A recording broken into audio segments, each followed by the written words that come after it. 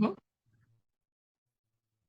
Oh, what up, people? We are back. Welcome to Educated Rebels. I am your host, Brittany, And I'm your host, Sam. and we are two educators that believe in getting into good trouble. Yes, good trouble, in order to rebel against the dominant ideas of education. And we are so excited to be back. Oof. And today's episode is a doozy, if you will. Today's all about tequila therapy and the good Lord himself, Jesus, Yes, sir. because, goodness. What And a combination. it's the only combination that I think has helped us grow into the people that we are. And we just wanted to talk today about how those have influenced us, help us decompress, help us cope, help us grow, where we're kind of at in our journeys with respect to those things, but as whole people and as educators. Yeah, yeah. Whew. Yep. All right. So let's kick it off. Let's kick it off, Brett. And because I know you, and I just want to sip my Darth Vader tea for a little bit. Let's talk about decompression for a minute. How does Brittany decompress and just deal with life? I think when I think about decompression, it is definitely levels. What I do to decompress now is not what I was doing to decompress before. I always used to joke about how, as a teacher, we were every Friday or every Saturday. It was very known that, like, by 4 or 5 o'clock, we were at somebody's happy hour.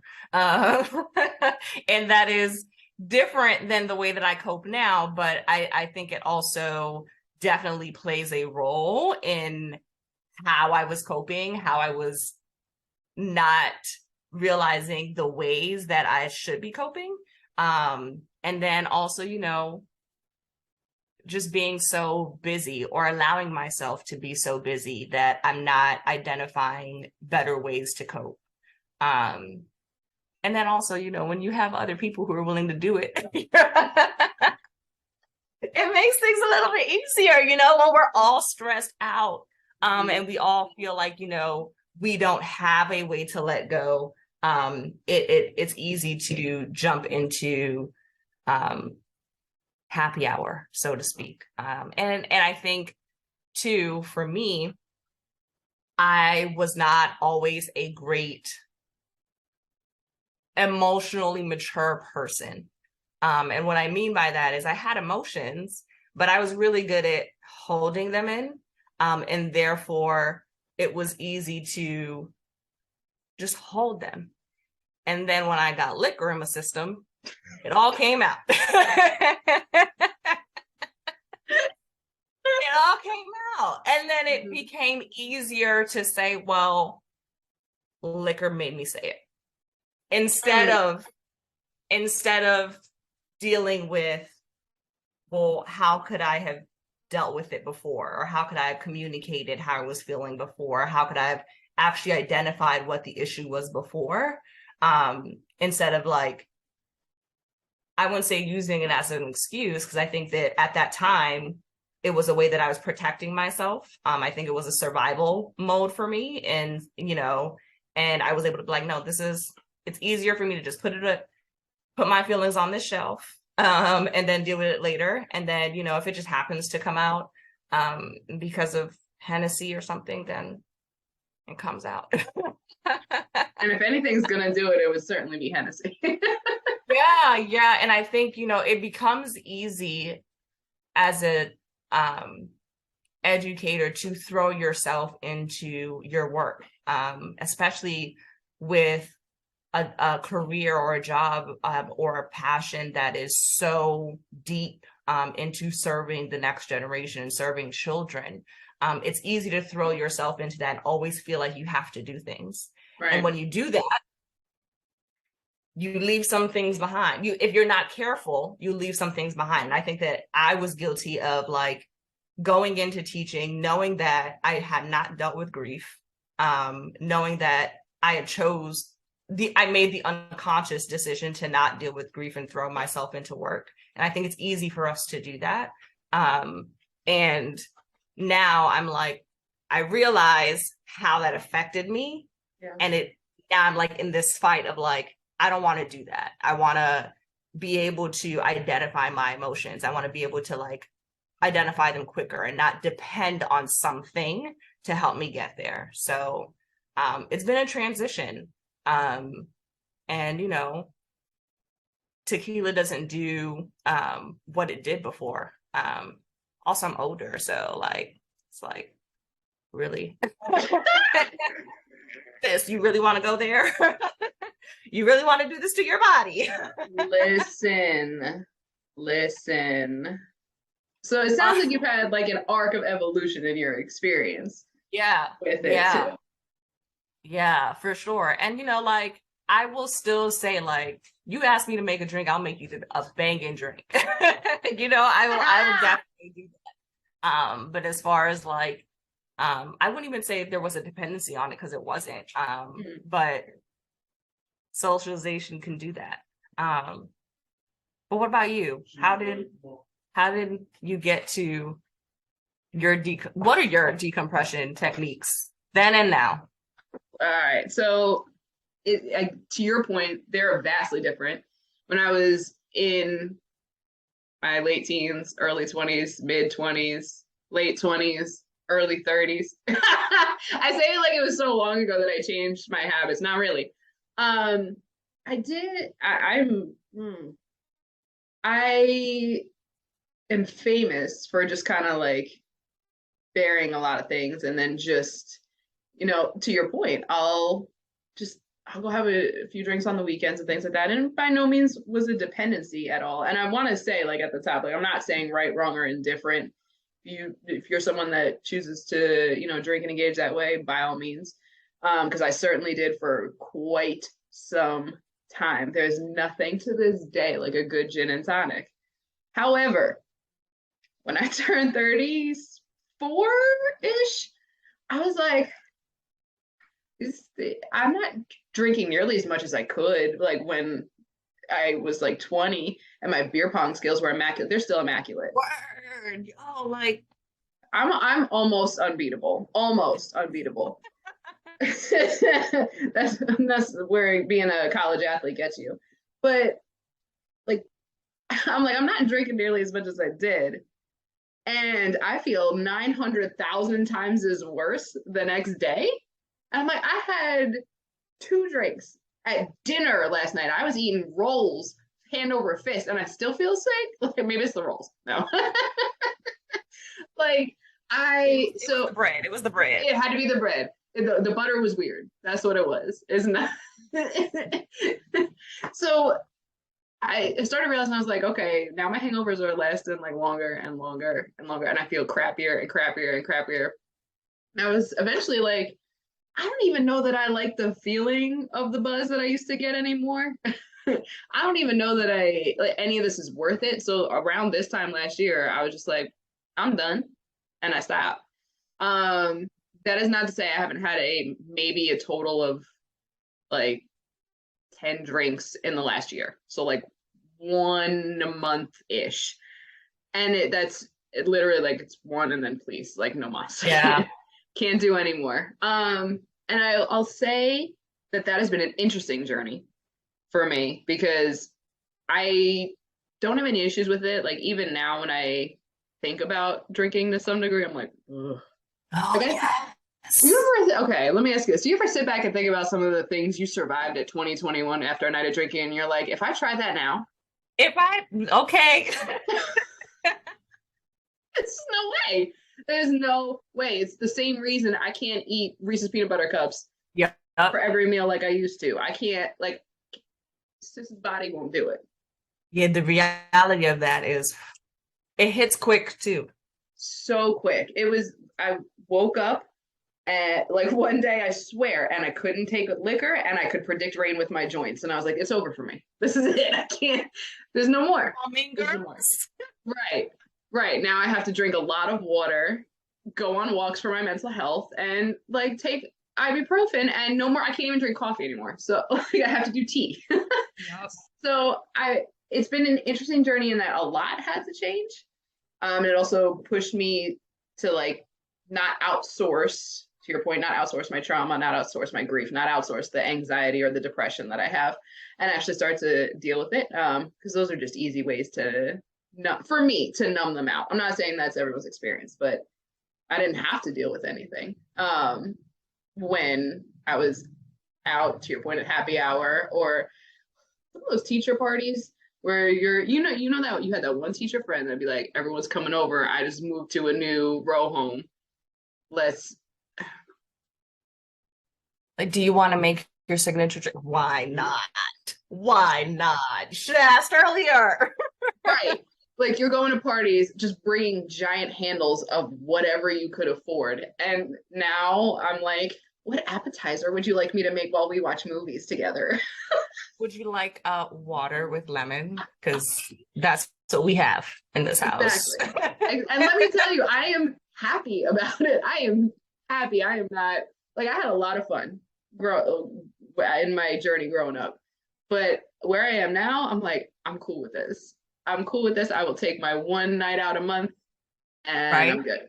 I'm good on that. Good on that. So like in your arc of evolution, and as you started to like grow out of certain things and grow into new things, one of the things you and I have commiserated on a lot is therapy and how that's been a part of our journey, or our respective journeys. I like how I just melded our journey into one. So talk to me a little bit about the when, how, and why for therapy for you. It was time. It was time. And I will never forget my first therapy session. She asked me too. She was like, you know, I don't even remember if the question was like, how are you, or what brings you here? And then the first thing that I said to her was, I should have been here 3 years ago. And she was like, of course, tell me about that, right?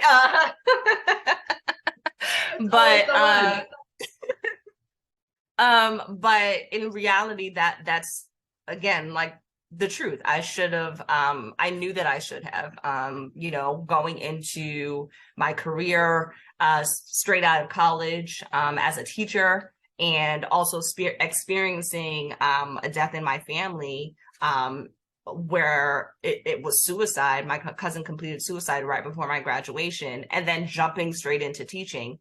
I never had the opportunity to actually grieve the way that I knew that I should. And I made the decision to not do that. Like, I literally was like, okay, well, I got things to do. You know, I got babies to teach. I'm learning to teach. I'm learning to be a teacher. This is my career. I'm away from home.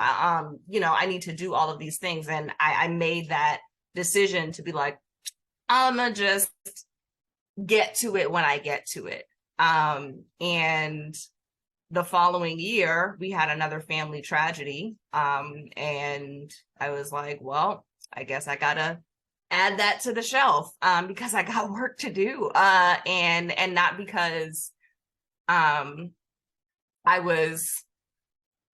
because I wanted to work for real, you know, and, you know, it was because like I was trying to survive, and the way that I survived physically and mentally was throwing myself into work.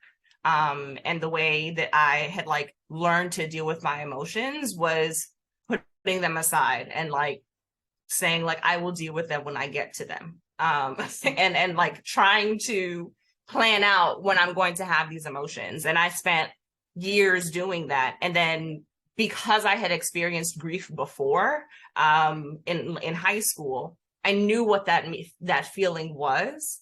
And I think I wasn't ready to deal with it. I didn't want to acknowledge it because I didn't want to go through the emotions.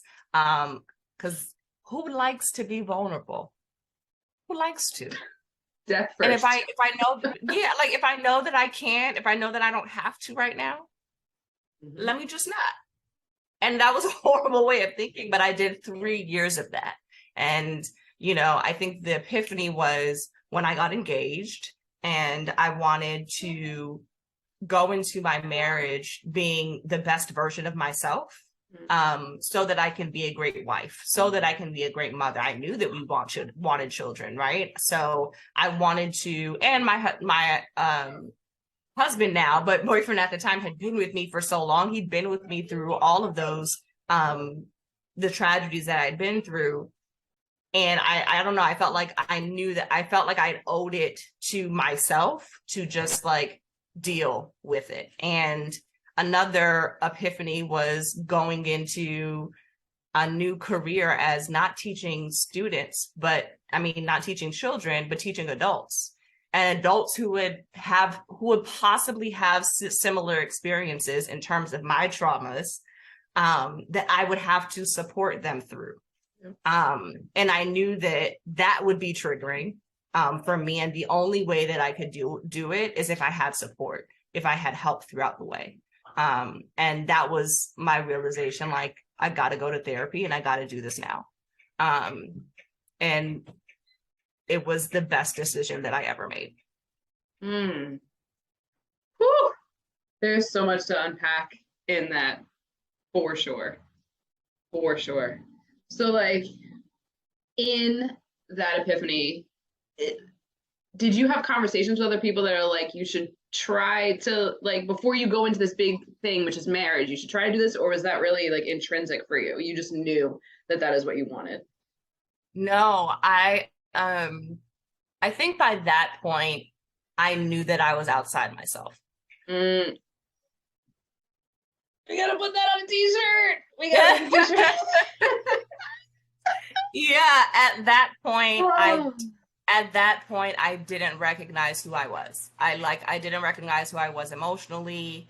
I didn't recognize who I was individually. And I knew that wasn't fair to my future husband, to not be my best self and to not like actually deal with myself. Like, to me, I felt fake. Like, I felt fake that I wasn't dealing with like all of these things that I knew that I wasn't dealing with, and just like pretending that it's okay, knowing that like I'm a Capricorn, I might be a ticking time bomb. Like, so I gotta deal with that. I gotta deal with it. Ooh, that's a lot of knowledge bombs right there. Like, Yeah. that feeling of being outside of yourself is real. Yeah. It's so real. It's almost like I don't know if you ever used to watch the show Charmed. Back in the 90s, I'm dating myself. One of the characters used to be able to astral project, and she would like come outside of her own body. And it's like you're looking at yourself and you're like, I see me, but I don't feel anything. Like nothing. And you know you need to do something. You kind of want to be like, girl, hello, wake up. Yes, it's like you sent yourself somewhere else and you're just physically here. Yeah. It's a bizarre experience, and mine is not dissimilar to yours in the slightest, or like at all. So I resonate a lot with your thoughts around and discussion around like, who wants to be vulnerable? Like, let me put that off to the side. Like, let me not deal with that at all, because that's just been me my entire existence, because I'm me. Like, I have to I am someone who prefers to be there for everyone else, and I'm good. I got me. Don't see me, but don't see me. Better not ask me how I'm doing. Because I'm going to tell you with a smile on my face, I'm good. I've been doing X, Y, and Z. Meanwhile, inside, I'm screaming and crying internally, but I can't even let it out physically. So for me, it manifested in my mid-ish 20s. I just spent my whole existence being a perfectionist and not divulging anything to anyone, and going through some traumatic events with, family and losing people. And then just the stress of everything that I was trying to do. And teaching itself is very performative. You are on all the time, and your babies, you don't want your babies who you're supposed to be taking care of to see anything other than your best. At least that's what I Like imagine. falling apart. Exactly. Exactly. And then in my last year of teaching at a public school in Philly, every single day for a couple months, I was under my desk crying in between periods, full blown panic attacks. And I was like, I'm going crazy because I had no diagnoses, I had nothing yet. I was like, I'm losing effing mind right now. I don't know why I just censored myself. I'm losing my mind. And I've got it like this isn't normal. Like I'm crying, shaking, and then my heart rate, just palpitations for no reason all day, every day, irregular heartbeat. So I started going to the doctor and I was like, I think I'm done. And they were like, I remember the nurse like doing all like the examinations on me. And then the doctor comes in, he sits down and he goes, okay, Sam, from a physical health standpoint, like we could see you having the palpitations, but physically you're good. Tell me about what's going on in your life. And I was like, oh shit. Like that's when it like finally illuminated for me. Like, this is my brain Yeah. either not producing the serotonin it needs to, like whatever this is. And then like ended up going to therapy, got diagnosed with anxiety and depression, anxiety triggering the depression, not the Yeah. other way around. And then started therapy. And I remember the first day in therapy talking to her about my upbringing and my experiences and how I've handled myself. She silently just pushes a very complex like coloring, like geometric like coloring sheet to me, and she hands me some color pencils and she goes, color it. And I was like, what in the hell am I paying for right now? What are you? Like, I gotta do a $50 copay for some coloring. I was like, ma'am, I am 25 years old. What are we doing? So then I was like, fine. So I start to color, and then I'm like halfway done. Like I had just gotten into it, and she goes, you know, you can color outside the lines, right? And I was like, You set me up. this is a setup. I will never forget that as long as, and she's not my therapist now. Like that was years ago in Philly, but I will never forget that. And that was the start of what is an ongoing journey to unlearn everything I either absorbed or I taught myself. Last part. Taught your okay. So when did you come to the conclusion, right, that it was a combination of yes, life experiences, but that like you taught yourself this? I came to that conclusion after my current therapist, who shout out to her, she's incredible. She is the first therapist I've had that like finally got in my face and was like, you know, you did this. You know that this is you, right? That this is a Sam thing and this isn't an everybody else thing. And I was like, okay. Okay. And then going from there, it's like it took that much for someone to say, it's not, you're not at fault, but you did do it. Yeah. You got to undo it. You had experienced some things, you didn't have the tools to deal with them at the time, so you did what you could with what you had, and it was the best you knew how to do. And now we're going to work on you knowing better so you do better. What about you? You know, I think I have those moments a lot. And I think it, it has a lot to do with the fact that knowing, or I shouldn't even say knowing, I think I know now that, healing doesn't have a destination, and like, so with that, there's always going to be this journey. And I think I had to metaphorically get hit in the gut with that. Because I remember saying to my therapist, like, I don't understand why I'm not over this. And she was like, wait, who gave you a timeline? Oh. And I was like, I mean, I was like, okay, okay. Yep. And I think that was the moment, because I was like, I think what you can do, what anxiety and depression can do to you, is make you feel like you're supposed to be over it. Yeah. And make you feel like, you know, just because you've identified that emotion today, then it's done. But it's not. And recognizing that even through this healing process and understanding all the things about us, understanding about ourselves, our experiences, it's going to come with new epiphanies. It's going to come with new revelations. It's going to come with all of that. So, of course, the healing process might still be long, because what I thought about it yesterday is not what I thought about how I thought about it today, because my experience is different. What I know about myself is different. What I know about like engaging in my feelings is different.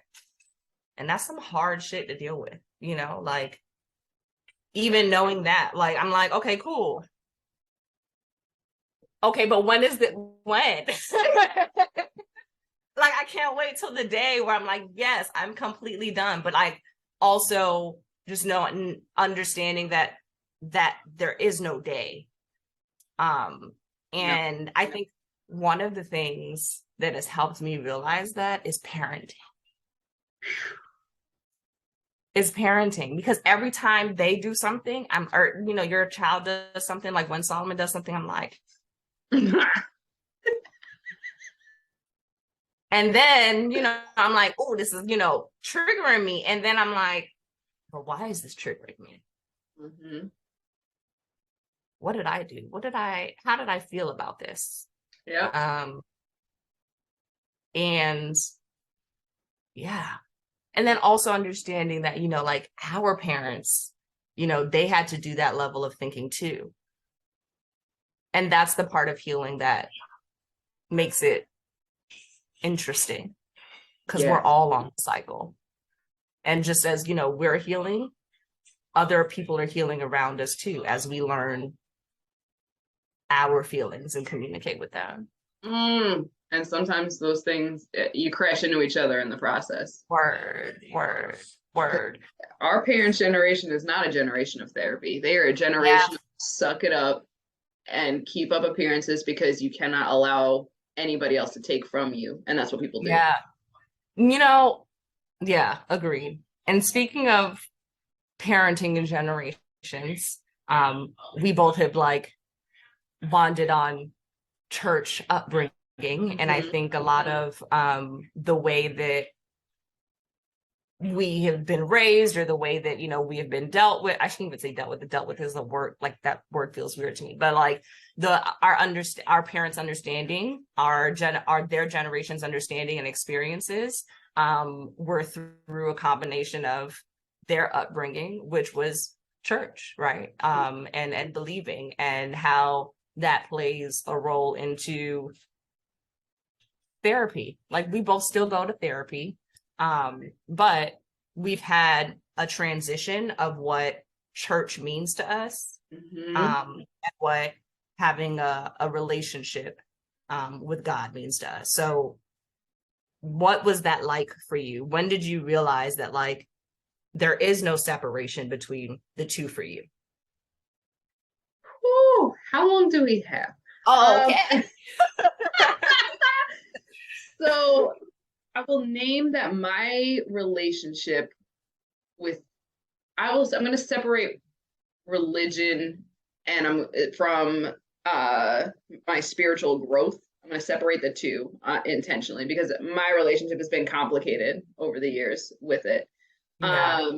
Very complicated for a variety of reasons, right? I'm an LGBTQIA plus identifying member. Lots of spaces where I have experienced folks who I will say under the guise of religion said a lot of things about me and people that I care about. I've also had some complex experiences with certain people that I've held dear in my life who used religion as a way to justify some of the BS they would pull, if you will. And at some point, like there's no going back once certain things are said or done. It's never the same. And at the same time, I can remember being a kid and I was like altar girl doing like Black Friday, Black Friday. Do you hear me now? Good Friday. This is how far divorced from organized religion I am. Talking about shopping when I really meant Good Friday. I'm doing like the Good Friday sermon. It's different Hey! seasons. And the lightning bolt comes out of the sky and strikes me down. Okay, I Wednesday Adams. I can remember being a kid and doing those things and like singing in the church choir and like having really like feeling a lot of depth of experience and a lot of emotional movement, and then having experiences in my life where that didn't seem like coincidental. And I remember like those things like bringing me to like good tears. So I've had a really complex relationship with organized religion and what I actually believe spirituality to be for me. Um, and I think I realized that after a series of unfortunate events, to quote a literary novel. But I realized that what I thought was spiritual fulfillment and growth was actually just blind assimilation under the idea of worship. And I again, I will say that's for me and my experience. I'm not speaking to anybody else's religious experience. This is just how mine manifested. So what I had to do, I'm very much one of those people that's like, can keep the organization. I don't go to church. I did into my 20s. I don't go to church. I don't do any of like the sacraments or anything like that anymore. Prayer even looks different for me now. But I had to forge my own path, like growing up Lutheran, where they say every man a priest. I think I just took that to a very serious level. And I have a very different understanding of what I think is going on here and in the afterlife than I did at 15, 16, even like 24. So, yeah. What about for you though? I have a weird relationship too. I will say that I was blessed enough to have parents that allowed us to view a variety of denominations. And I think that that's one of the reasons why I'm open or fluid, I guess, when it comes to religion. I don't consider myself a denomination, but I do believe that I have a relationship and continue to build a relationship with God. And my faith means everything to me. I even have like the Serenity Prayer on my cup right now. But in terms of growing up, I had this relationship where I didn't understand it. Like I didn't understand how we should love people, and we should treat people, or we're being taught to treat people a certain way, and yet I myself as a child, or the people that I love, are not getting treated that way from the people who are teaching it. There it is. So I had a very, I didn't understand how people could be so committed to that and so committed to using religion, as you said before, using religion as an excuse to treat people a certain way. And I found a lot of it to be like an oxymoron. Yes. And I think that's what made it really hard for me. And again, I really don't know at what age I decided. I was just like, I'm done with feelings. Let me put those all the way over there. I really don't know what age it was, but I think that even with that, I was like, I'm just not going to deal with this or anybody even close to this. And so it made it easy for me to be like, deuces, Miami. Like, I'm like, not even. Like, I'm not even. And just because I was like, well, if I don't have to see them, I don't have to deal with them. And not because I don't believe in loving people. If you know me, I love people and I love hard. But what you're not about to do is disrespect me, disrespect the people that I love, and continue to do it in the name of you trying to, in the name of religion. Right. When it all boils down to it. Yep. And like, oh, well, God wouldn't want you to do this. Oh, how has that played out for your family? Because you're over here talking and ridiculing and shaming us based on assumptions or based on what you believe this is going to happen because of, your rebellion, if you will, when you're missing things that are right under your nose. Yep. Yep. And that's what made it hard. Yeah. That's what made it hard. Because I'm like, I don't understand these people. Like, I don't get it. Like, I'm like, you're saying, come to Christ. Show us that, these are the people that are going to, that you should fellowship with. How am I going to fellowship with this person? He been saying stuff and they're pretending that they haven't, or they're like making it a big deal. And then they're like bringing other people in and making them feel, a part of it, or making them feel shame for what they believed. I didn't like that. And I had to do a lot of fighting within myself because I knew that I believed in faith. I knew that. Yeah. I knew, but like, because of what I like did, or what it did to me, I wanted to separate myself from it altogether. Mm-hmm. But deep down inside, I knew that the reason why I'm here, the reason why I'm able to do the things that I'm doing, the reason why I've been blessed in the way that I have been blessed, even through all of our trauma, right? Like, I'm still here, mm-hmm. is because of my faith and because of, with whom I believe. And I believe that my connection with my higher power is more important than my connection with the church, if you will. And like, when I started therapy, I wasn't going to church. I don't think I was even reading my Bible. But therapy reminded me what I believed in, and reminded me to, engage in the word in the way that I was doing before because of what I believed in my faith. So how can therapy be wrong? Because it brought you back to center. It brought me back to center. You could finally like stick yourself back inside your own body at that point. Which is hard. Yeah. It's hard. And, it doesn't happen all the time. Let me be real. It's a constant cycle. We have to come back to it. We have to come back to center all the time. But I also believe in serenity. I think that, things, I have to accept the things that I can't change. And,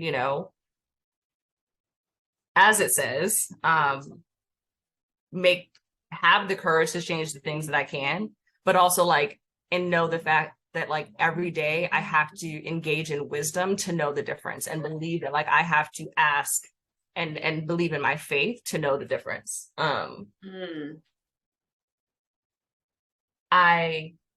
want to shift too. This one's going to be hard, so bear with us. We both have depression and anxiety. And even in our episodes, we still have therapy, but we still have our faith, right? In those episodes. Mm-hmm. At what point, or do you feel like there is a separation during those episodes? Or do you think that there's a alignment or parallel or combination or correlation in those episodes? Between like therapy, the faith that I tout, and then when my depressive episodes happen.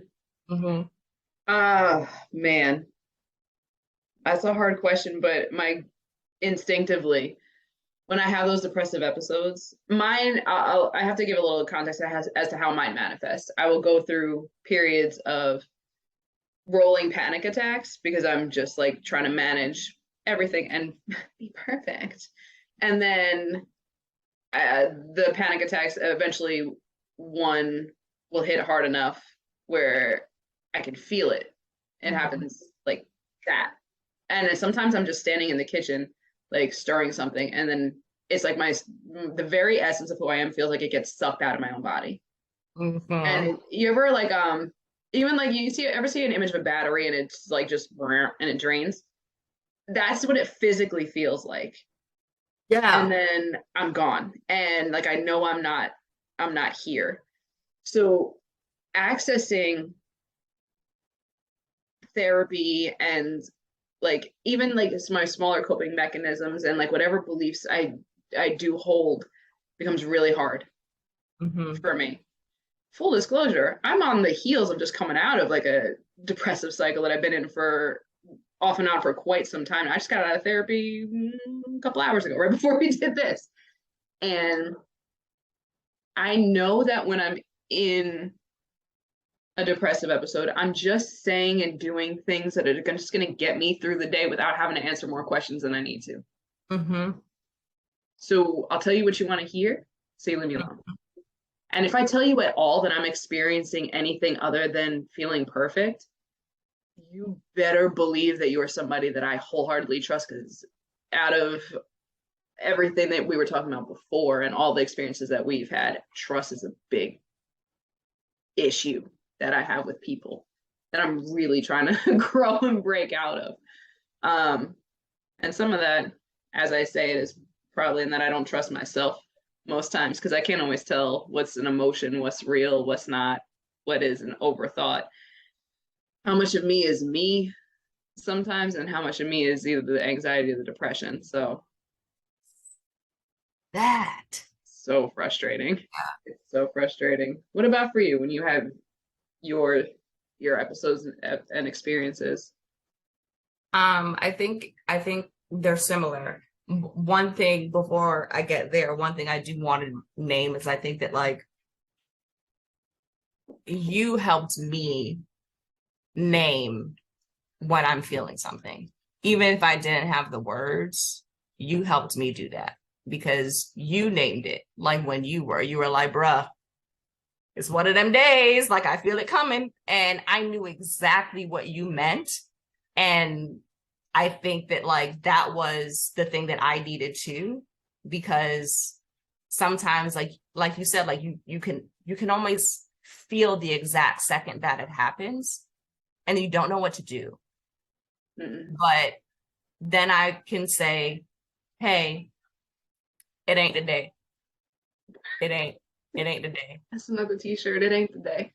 It ain't the day. No, like and I think that understanding, I think that's something that has having anxiety and depression, even in education and even like in our relationships and friendships, has allowed us to be graceful. And like you said, I'm not sharing with everybody. I'm only because like some people react to it different. And like you said, like, like I can say, hey, this is happening. And it's like, all right, cool. If you need me, you need me. If you don't, you don't. Versus like, hey, this is how I'm feeling. And then like an overload of overstimulation of other things that like, I'm just like, No. I don't know what to do. No. What to do. But yeah, to your point, I think that it's hard. It's really hard to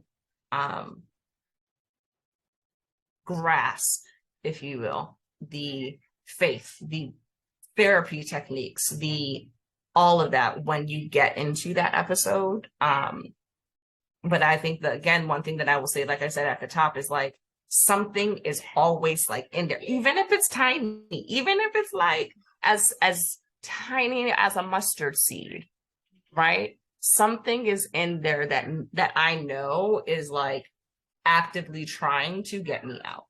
Yeah. Even if like at that moment I know it's not that moment, then it's hard. And I think that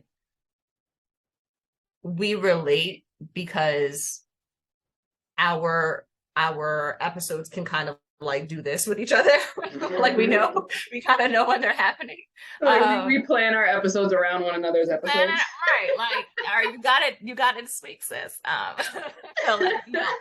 But I think also one of the things that has been different for me in understanding my episodes is understanding that like my anxiety and depression also is exacerbated through chronic illness. So because I have a chronic illness, I remember being in a very horrible state. Horrible state. And the first thing that I did was pray. And not like, Lord, I know you're going to get me out of this. Not that. It was, hey, yo, listen. It's either these pills or you get me out of this. Ultimatum. Yeah. And so for me, I'm like, I don't see how Jesus or your relationship with God isn't in those thoughts either. I don't see how people can say because you have suicidal ideations or even attempted that like you're not a Christian or you don't believe, when the first thing that I asked was him. Like if you've never been there, you can't really say that you're not a believer. Mm-hmm. And I think about like finally getting out of that. And I was listening to Yolanda Adams because I was like, all right, let me just try to get myself back together.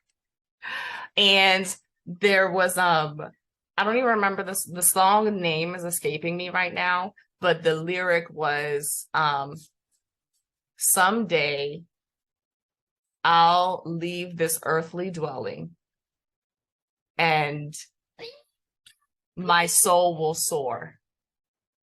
And I'm sitting there like,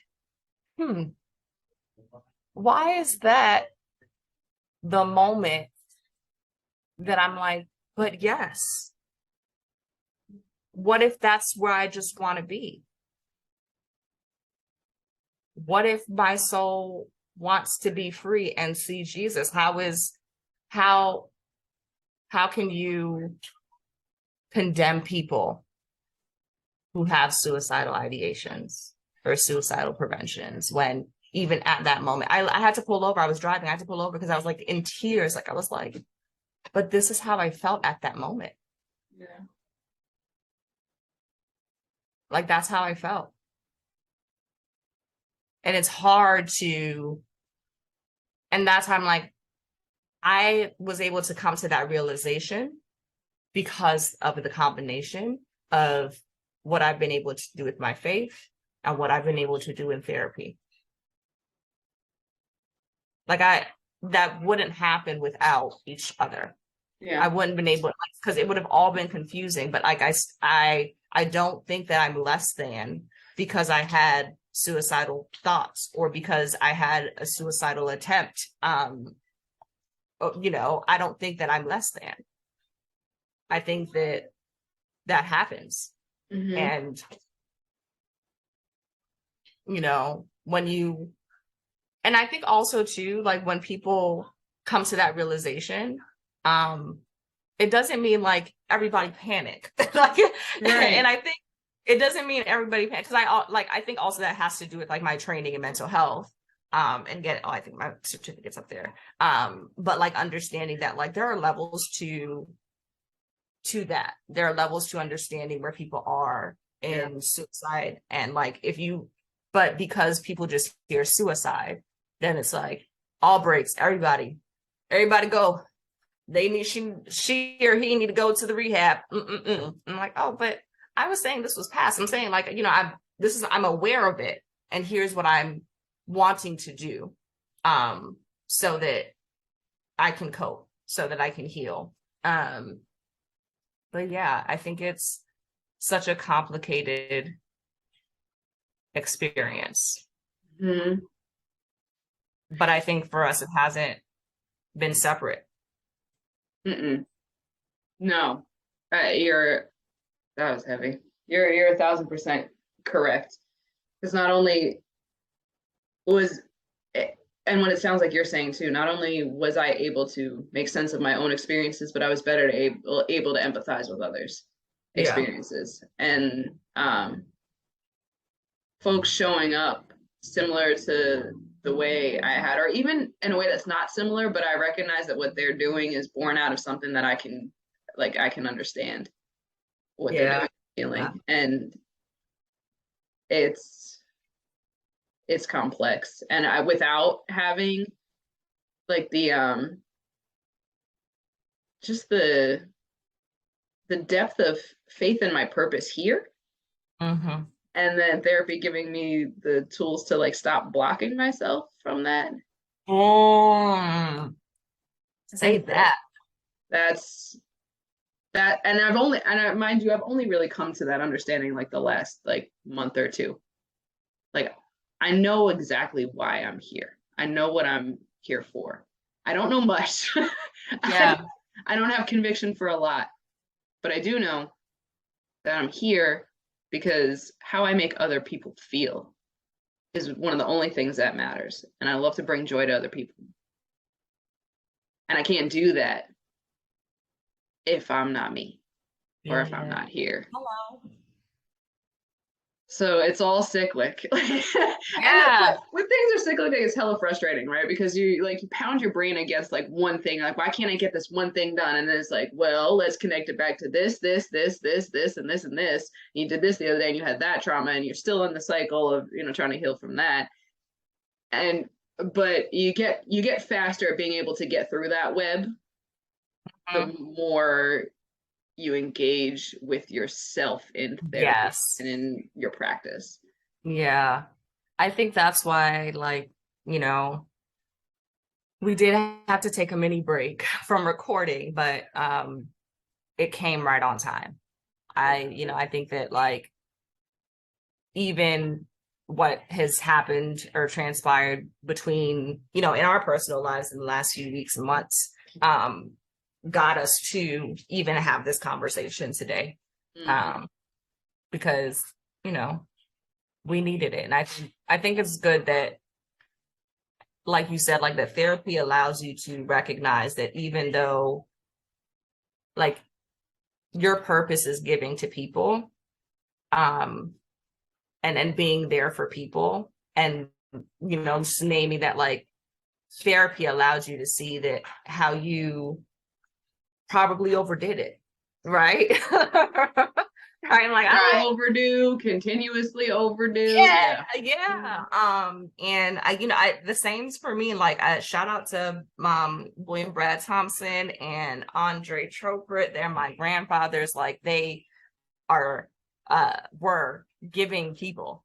And I remember being at, both of their funerals and seeing how many people were there and knowing the impact that they had on those people, and like having that feeling that like I wanted to be able to do that. I didn't know how I would be able to do that. And I think maybe this year is when I've come to the relation, like, or to the epiphany, if you will, that I do, even though I don't really like to, even though I might kick my feet and complain the entire time, giving to people is in my core. But where I was lacking is I wasn't giving to myself.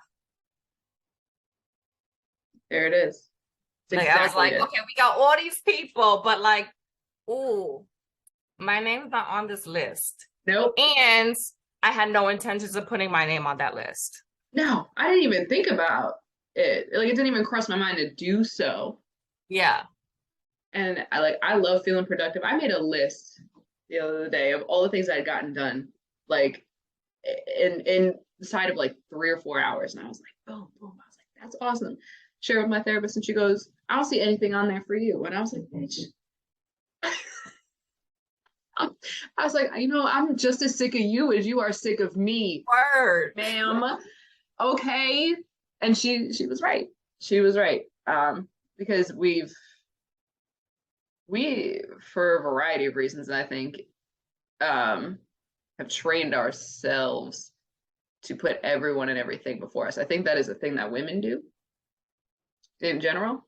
And I also think like you can break that up amongst many other demographics as to why we're like that. Yeah. When you grow up marginalized in any way, racially, socioeconomically, is everybody else good? Okay. Even now, like and I got called out on this by a friend of mine. I had a Friendsgiving recently, and I made a bunch of food, and I love it. I love cooking for people. It makes me happy. It's my thing. And a friend of mine, she like at the end of the night, she stopped and she goes, "Did you even eat?" And I was like, I forgot. Like legitimately forgot to actually like make myself a plate of food because I was making sure like I just wanted everyone else to have everything that they wanted. And she was like, okay, that can't happen. She was like, I will go make you a plate of food right now because that's insane. But that's how micro it gets sometimes. You know that from like being a parent too. Yeah. Yeah. Yeah. It also doesn't help that, our emotions have allowed us to do that too. Like, or neglecting our emotions have allowed us to do that too. It's easier to help other people if I don't have to deal with my emotions. And sometimes, what's even crazier? And I think that like this happens, it has to happen. Like the universe says, like when you're giving or when you're communicating with someone who needs like that support, you end up telling them the exact thing that you should have been telling yourself. Because what we grow into the adults that we needed as children and we don't even realize it. Mm-hmm. Mm-hmm. So true. And you can hear it sometimes when you say it too, and you're like, I know I did not do anything like this. I know this is the right thing that I'm telling them to do. I know I ain't gonna do it. Haven't done it, won't do it. It's a frustrating experience, and I find myself being like, now why can I tell everybody else what the right thing is, but I can't seem to do it for myself? And I think where I'm at in my journey right now as someone who knows that she's here to be there for other people and provide space for people to feel vulnerable and comfortable and come to me with any and everything. I want it to be a place that is, I want that act to come from a place that is purely genuine and not so I can stop feeling the bad feelings that I feel. I don't want to numb out my own emotions by making sure that I help other people because I feel good when I help other people. Yeah. But I want that to feel good just by itself, not because it's covering something bad. That's real. It's that right there. It is that. Ugh. So hard. It's so yucky. I was on Zoloft for an ill minute because like my brain, like I just like want to like poke it sometimes and like produce serotonin. Right. What are you doing? Dopamine in there. Hello. Like any day now. But yeah, I think, we love giving. I love, to all the people that, we love. We wouldn't stop. We wouldn't trade it for the world. I know I wouldn't. I wouldn't trade it for the world. And it is most often a realization when you realize you're not doing it for yourself. And Yeah. that's the hard part. But again, I wouldn't trade it for the world. Because like you said, like it's like coming to that realization, like, since you've been doing this a lot, like it comes natural because for a reason, like this is your purpose. Yes. And also understanding that, like, the way that it shows up may be different. We were giving when we were in the classroom. We're giving now, in support of the people that we work with. And we've also been able to do the same thing with the people that we love, our friends and our family. And again, I wouldn't trade it for the world. It's still hard, and we're still going to have episodes. We're still going to have them. But the one thing that I always say is, like, I know one thing to be true. Like, it's not about how many times you fall. It's about how many times you get back up. And I'm a kick and scream and cry and curse and throw things on my way up. And it may take me a minute to get up, but I know that I'm going to get up. And that's the difference. And, like, I know that I'm going to get up. In that moment, it may not feel like I know that, but I know that I'm going to get up. And that's the intense part, because you're sitting there, and if you're anything like me, when episodes show up, you are like just huddled underneath every blanket you own in the house, and like you're shaking, you're crying, like you're doing all the things, and then you go through the period of like nothingness, and you're like, this sucks. And I know I'm gonna get out of it, but like the fact that I'm here at all is just, now it's just pissing me off. And like, I know I'm going to get there. I'm gonna be okay. I'm gonna wake up. There's gonna be a moment where I wake up. It always happens for me when I first wake up, like after some level of sleep. And I'm like, oh, my chest doesn't hurt this morning. It means I can feel something again.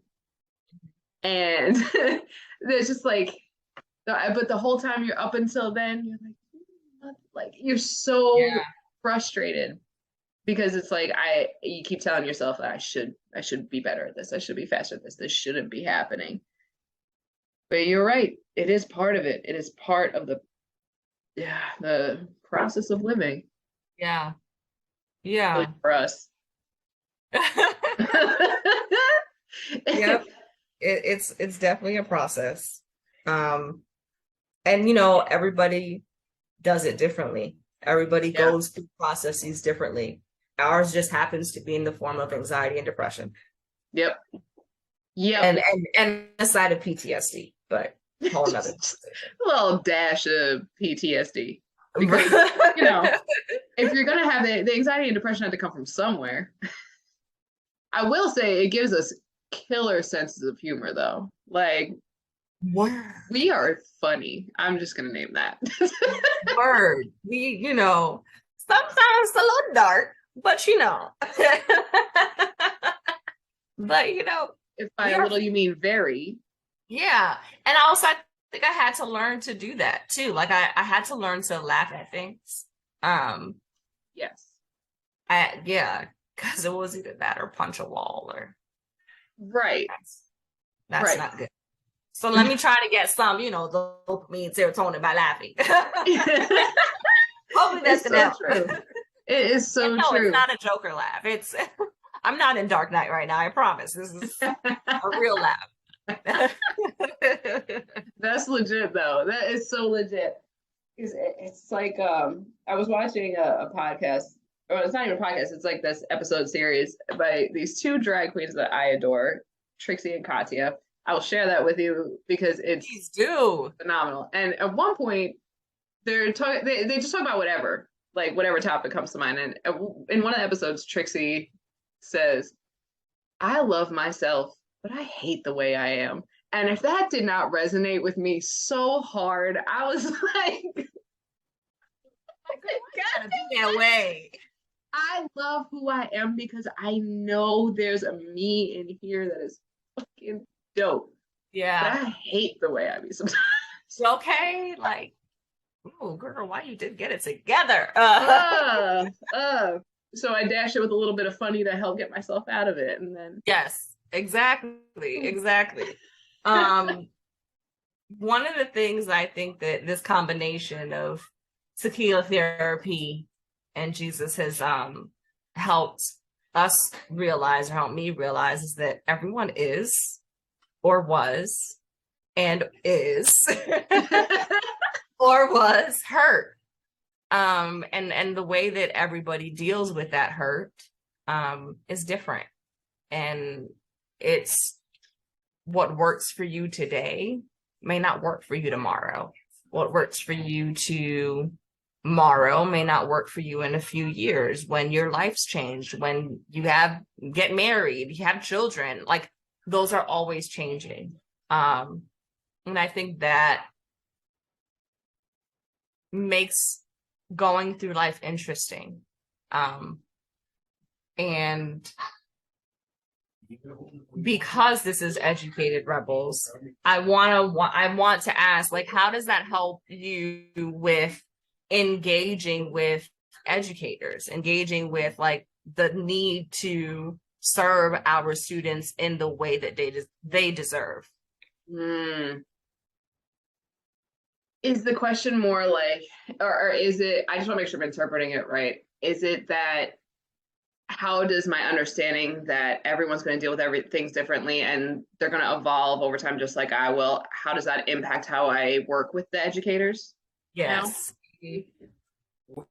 I think more than anything, it has made me value, I'm going to say a thing. It's going to sound like a huge hypocrisy. I promise I'm going to explain. It has made me value authenticity. And I will say that I'm not the best at always being authentic and showing up exactly as I am because I have trauma and fear around vulnerability. But I never want that for anybody else.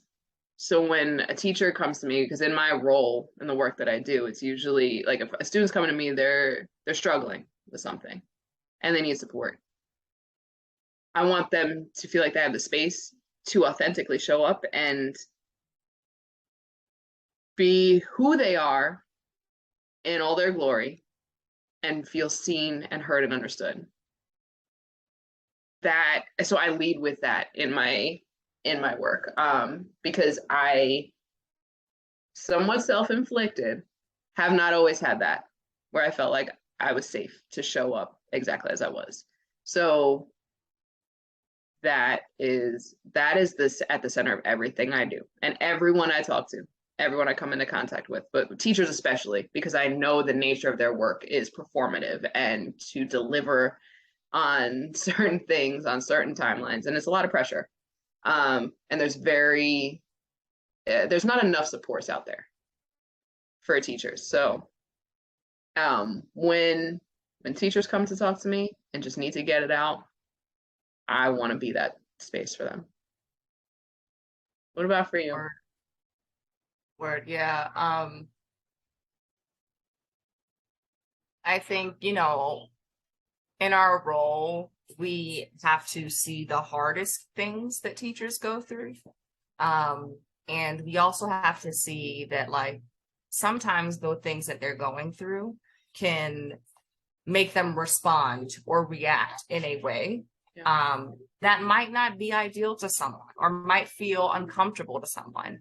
But that doesn't give anybody the right to, not support them or not, give them the resources that they need and understanding where it comes from. I think sometimes we can take offense to things in education, because education is such a passionate career, right? Like it's easy to take things personal. But I think for me, it's understanding that, like, if there's a tone that's coming out or if there's something that's like just not right, understanding that there may be some other things that we don't know. And if we knew about those things, would that change the way that you've reacted with them? Would that actually allow you to empathize with them? Would that actually allow you to see them as human, understand that they make mistakes and they're dealing with things just as you were dealing with things, and understanding that maybe the way that it was perceived to you is your own traumas and triggers that you haven't dealt with. And maybe that response, right, is what you have to do with. So I think like when I'm working with our teachers, I'm working with, you know, the people that support our teachers, we have to always come with like multiple mindsets and like trying to understand the whole picture. And understanding, like you said, that there's not always a lot of support for teachers. And if there isn't, what can we do to help them at least have a space to get that out? A place to be seen and feel like somebody is actually here listening and somebody is actually doing something to support me, or helping me identify how I can support myself. Because sometimes, you know, we can't give them everything, right? But sometimes it's like getting checked and saying like, hey, that might have been like, did you get that checked out? Do you want to talk to somebody? Is there somebody else that you need to talk to? Is there something else you need to do? Are there other strategies that you haven't tried? Anything. But it also comes with just understanding that everybody comes with something. And so we can't, you know, be mean. Yeah. We got to be kind. Even if it's hard, even if it means that we have to hold ourselves accountable for the mistakes that we made that made a student or a teacher or somebody feel the way they do, feel the way that they do or did. You know, we have to take accountability sometimes. And that's the hard part. But I think that's what has helped with me in my role in education, and just thinking about that. If I'm hurt and I'm dealing with stuff, everybody dealing with stuff. And I want somebody to treat me that way. I want somebody to treat me like they understand that there's a lot going on, or there are other things going on, and what that might look like. If that is not the very embodiment of what it means to be Christ-like, if you will, I don't know what is, Brett. I don't know what is. I think you just said it perfectly, because it's good to be loved, but it is profound to be understood. I stole that. I didn't come up with that. I stole that from somewhere. I don't remember where. Thanks for the reiteration. Yes. I remember hearing that. I was like, yeah, like I like being loved, but there is nothing like sitting with someone, having them just look at you and you know that they get it. Yeah. Yeah. And, you know, going from childhood and that level of misunderstanding, and then realizing that every adult that we're dealing with has the inner child in them that they're still trying to heal, an inner child in them that they're still trying to cope with, and trying to make sure that they're doing what they need to help and love that inner child and understand that inner child. So yeah, like if you feel like you've been understood all of that time, it's easy for us to be adults and be like, well, yeah, like nobody ever got it before. Yeah. It makes sense why they don't get it now. Yep. Oh, that's so real. Oh, Lord. Yeah. Wow. That's just that what you shared just then was that's it. That's a word. I don't even have language to describe what I'm feeling other than just deep gratitude for you, because long even before we shared a cubicle space and just getting ourselves in whatever silly conversations we would get into, there was just always something about you that I knew, like I connected with, because there were just too many parallelisms, and I know at any moment that like what I'm experiencing, Britt understands. And to have another human like that on the planet, when depression and anxiety can make you feel like you're the only one, and literally the only person, and then nobody will get it. But to know that there's one other human out there that gets it, oh my God, Yeah. it's life changing. Thank you. You know, I think that's, girl, you already know that's how I feel. And I think when I think about like educators, gotta find your people. You And do. also understand that like sometimes when you find your people, what you need from each individual might be different, and that's okay. And that was the hardest lesson I learned, because I was like, I need all these people to do all these things. And I'm like, actually, they have to be in the space to receive those things. And not everybody is. And Right. that's okay. It's okay. But I got this person who can help me with this. I know like they will understand this part of me. And I know this person will understand this part of me. And I know this person will understand all of these parts of me, whatever it is. But find your people. Yeah. And understand that sometimes those people change, and Yep. that's okay too. Yep. Being able to let people go, or let parts of them go, is a profound skill to have. Yeah. So I mean, like, to all the educators out there, I feel like if you are going through anything, know that you're not alone. Nope. Try to confide in somebody. Yep. You know, it takes steps to get to therapy. You know, you heard our story. It took me 3 years. I shouldn't say 3 years. I think it's actually longer than that. I think I would say it's probably a lifelong lead up. The realization was 3 years, but you know, it took us some time to get there, and that's okay. Even if therapy doesn't feel right now, it might feel right later. But find your person or persons, and find your why. Your why is going to help you identify why you want to keep going, and why it's important to find your people and communicate with them and love on them. Oh, I mean, I think you closed it out perfectly. I got nothing to add to that. It's beautifully said. It was a long time coming, but you know, I think it's right on time. Yes. I think that, you know, I probably said, you know, 1,000 times in this episode. But it's authentic. Yes, but it's, again, like it's right on time. I think it was needed for us too, having been coming out of our own episodes. This was the stamp that we needed, to close the loop, if you will. The ongoing loop. The ongoing loop. Yeah. So I'm very grateful to be on this journey with you. Yes. And shout out to our educators. We, you know, we should do better at checking the questions. We will be checking them, I promise.